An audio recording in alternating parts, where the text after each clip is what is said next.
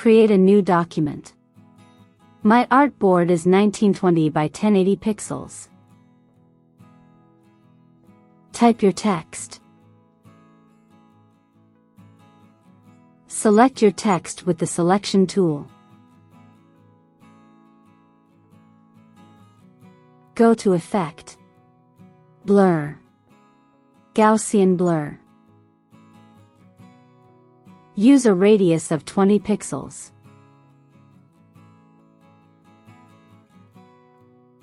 Go to Object, Rasterize.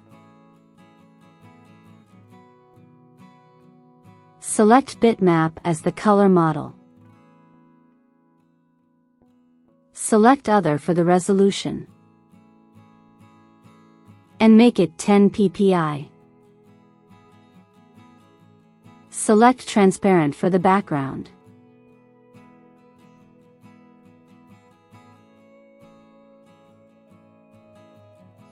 And that's how you create this bitmap text effect.